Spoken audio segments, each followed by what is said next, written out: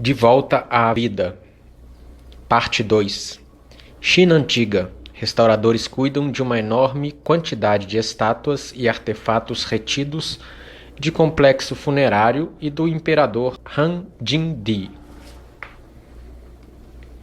Foi só então que o mundo de Qin Shi Huangdi surgiu de repente em toda a sua glória.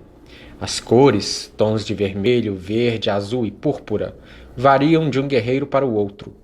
Mas os especialistas ainda não encontraram uma conexão entre cor e função ou posto militar. E há toques inusitados, como mangas de camisa contrastantes. Em seguida, veio a descoberta mais curiosa de todas. Uma das figuras tem o rosto pintado de verde. Talvez a intenção fosse assustar o inimigo, mas não se pode descartar a possibilidade de que a tonalidade tenha um motivo artístico. Como todos os arqueólogos com quem conversei, porém, Liu apressa-se em salientar que tudo isso não passa de hipótese, a ser confirmada ou eliminada à medida que avançarem as escavações. A situação é parecida com a de alguém que monta um quebra-cabeça em que cada nova peça amplia o quadro em vez de torná-lo mais completo. Além das estátuas dos artistas, as escavações trouxeram à luz um maciço caldeirão de bronze pesando 212 quilos, o maior já encontrado em sítios do período Qin, além de armaduras cerimoniais feitas de peças de calcário esculpidas. O fosso com as armaduras está repleto de milhares de placas de calcário chamuscadas por um incêndio até agora inexplicado.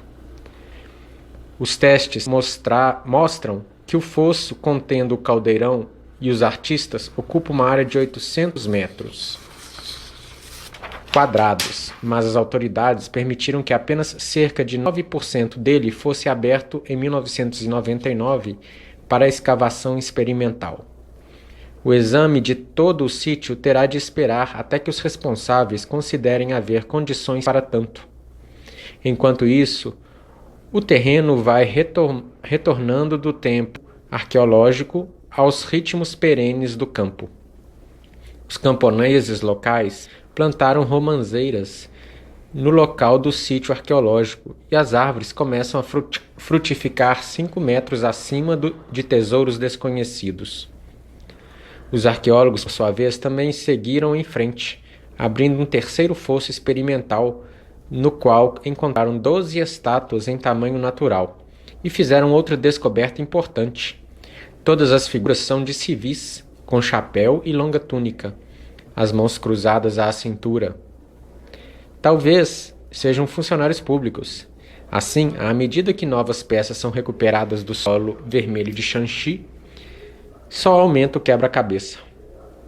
40 quilômetros a oeste do Museu dos Guerreiros e Cavalos de Terracota, encontro uma colheita bem diferente. Fileiras cuidadosamente dispostas de porcos, ovelhas, cabras e cães, todos de terracota e retirados do complexo tumular de Han Jingdi. Esse local é uma das mais novas atrações turísticas de Xi'an, tendo sido aberto aos visitantes no final de 99. O sítio arqueológico ainda está sendo escavado, como se vê no fosso dos animais, onde algumas ovelhas permanecem semi-enterradas, presas no solo até seus flancos bem cevados.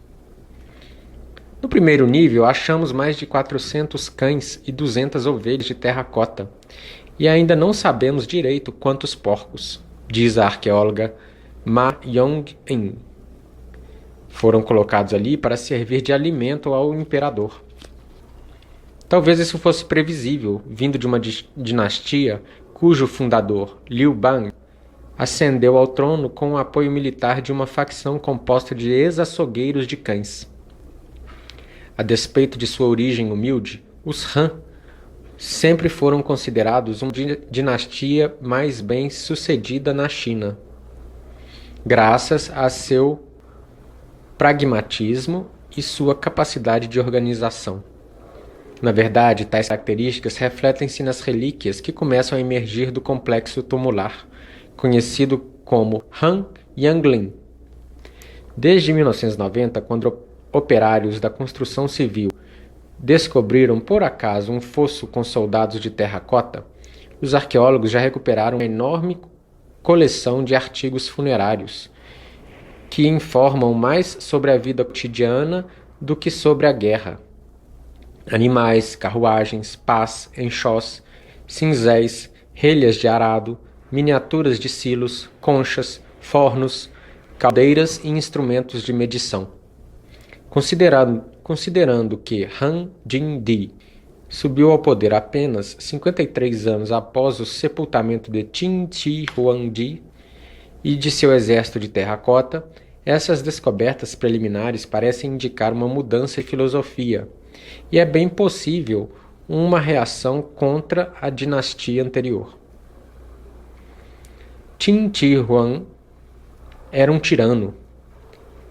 Ele conseguia tudo o que queria, diz Liu Qingzu, diretor do Instituto Chinês de Arqueologia em Pequim. Sua sepultura não tinha de obedecer a nenhum esquema. Por isso foram encontradas figuras de determinado tipo numa área e figuras bem diferentes em outras. Mas tudo que encontramos em Han Yanglin está muito bem ordenado. Cada fosso contém objetos específicos dispostos de maneira característica. Tudo está muito arrumado. Ao longo de um reinado de 17 anos que chegou ao fim em 141 a.C., Han Jin-di governou segundo o mais despretensioso dos lemas, Wu Wei Er-zi, um ditado taoísta que significa não faça nada para governar. Ou seja, governe da maneira mais discreta possível. Segundo os historiadores, enquanto os agricultores de Qin Shi Huangdi eram obrigados a entregar-lhe metade de suas safras como imposto, os súditos de Han Jin-di pagavam apenas 3%. Além disso, a corveia compulsória foi reduzida de forma significativa. Não houve nenhuma obra de tão grandes dimensões como a Grande Muralha. Com tudo isso, o império, segundo textos históricos, só fez prosperar. É bem provável que os arqueólogos confirmem essa concepção, proporcionando um inusitado vislumbre da organização política sobre os Han. Ainda que não haja previsão para a abertura do túmulo de Han Jin-di, assim como para a sepultura de Qin Shi Huangdi, os especialistas começaram a escavar 11 dos 86 fossos satélites que circundam a sepultura principal. Achamos que cada fosso talvez represente um órgão específico do governo, comenta Wang Baoping, que trabalha em Han Yanglin desde 1990. Em 2 fossos, encontramos até mesmo marcas oficiais com nomes de determinadas repartições. Uma dessas marcas, os sinetes, identifica o órgão encarregado da cozinha imperial, o que talvez explique a presença de tantos animais nessa parte do complexo funerário. Outras relíquias incluem centenas de estátuas de terracota, representando soldados, eunucos e mulheres. Diferentemente das estátuas de Huangdi, em sua maioria feitas à mão, as figuras de Han Yanglin foram todas produzidas em moldes, embora os artesãos tenham retocado os rostos de modo a lhes conferir expressões próprias.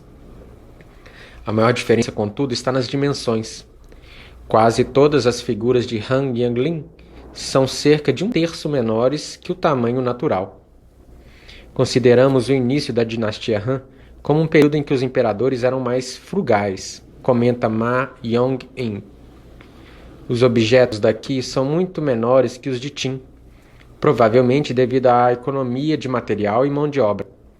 E algumas das relíquias douradas que encontramos são apenas banhadas a ouro.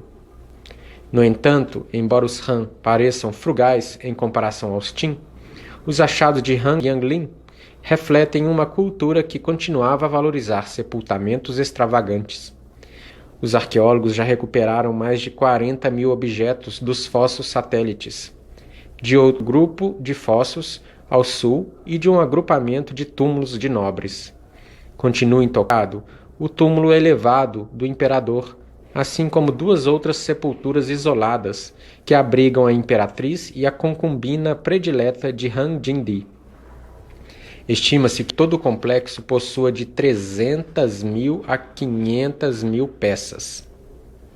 Existem 31 fossos adicionais em torno do túmulo da imperatriz, conta Li Gang, o mais jovem arqueólogo em Han Yangling.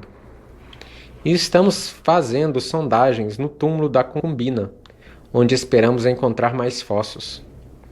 Quando tivermos terminado com tudo isso, ainda restarão mais de 5.000 outras sepulturas Han dispersas pela região. Diante disso, você pode ter uma ideia da quantidade de trabalho que ainda resta. Li Gang então dá um sorriso cansado. Este jovem de 28 anos que poderia ter 100. E de repente vejo mentalmente a imensa quantidade de pessoas que, como ele, estão empenhadas na montagem desse quebra-cabeça em constante expansão, que irá nos revelar o passado imperial de Xi'an. Fico imaginando aqueles que ergueram esses túmulos há tantos séculos, artesãos, arquitetos, operários e, em seguida, todos os atuais arqueólogos químicos, historiadores e especialistas em arte que estão descobrindo e tentando entender os novos achados. Em algum ponto, no meio de todo esse esforço de pesquisa, estão os fundamentos de uma civilização, a brilhante criatividade que primeiro inspirou a concepção de um império unificado, e o firme pragmatismo que o fez perdurar por mais de 2 milênios. Tudo isso, porém, ultrapassa minha capacidade de pensamento e prefiro me concentrar nos mínimos detalhes, o delineamento de um músculo de terracota e a curva de um osso esculpido. Lembro-me de Duan Tinbo, de pé e assombrado ao lado da estátua barriguda, e vem à minha mente a tarde ensolarada em que nos sentamos no topo do túmulo de Qin Shi Huangdi. Estávamos voltados para o sul, contemplando as montanhas Li. Embaixo, um grupo de camponeses plantava cereais. Junto deles, uma equipe de arqueólogos estava realizando testes no solo. Duan podia se identificar com ambos os grupos, pois ele vinha de uma família camponesa e havia passado mais de uma década participando das escavações pela região de Xi'an. Em seus lábios estava o eterno cigarro floresta de pedra. Então pergunto a ele se gostaria de abrir o túmulo sobre o qual estávamos sentados. No fim das contas, mesmo se o escavarmos, nada nos diz que vamos entender o que estiver lá dentro, ele responde, com uma risada leve. Devemos avançar lentamente com as escavações. Afinal, temos filhos e netos. Podemos muito bem deixar para eles a abertura da tumba.